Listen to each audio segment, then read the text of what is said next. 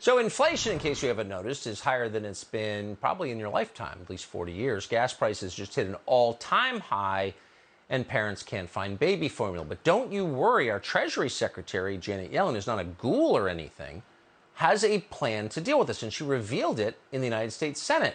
All you need to do is have an abortion. I believe that eliminating the right of women to make decisions about when and whether to have children would have very damaging effects on the economy and would set women back decades.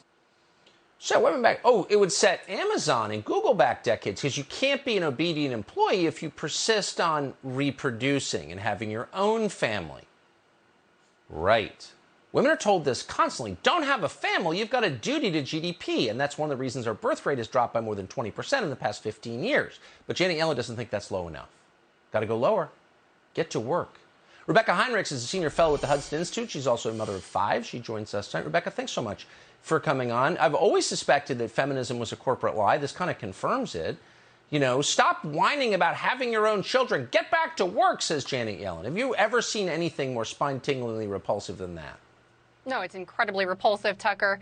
And the argument is barbaric in of itself, but to have our Secretary of the Treasury making the argument is chilling, because she's really talking about people rather than as women and mothers and families. She's kind of revealing that she's thinking about us in terms of cogs in a machine for the economy. That's right.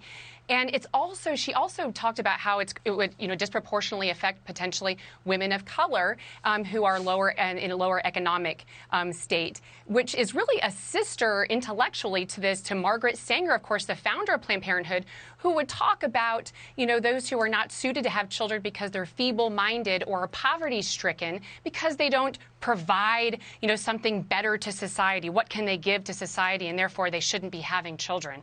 So really repulsive, really kind of exposes how she views the American people, and really kind of tells American women what she really thinks about them. The biggest lie progressives have ever told is that the abortion industry and that abortion on demand is pro-woman. It is not pro-woman. It degrades women. It erases us of our unique characteristics, of life-giving qualities.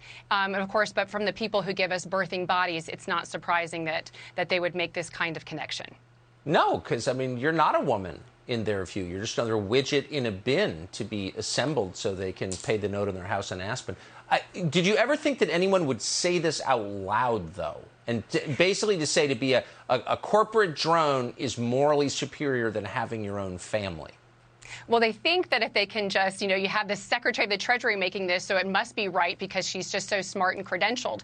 But it really is primitive. It's barbaric. It's much more akin to the Chinese Communist Party's view of their citizens, which is, they have a barbaric, brutal, state-run population control or forced abortions because they're trying to maximize output. So to have an American Secretary of the Treasury make this remark is really gross. Also, it's just simply not true, Tucker.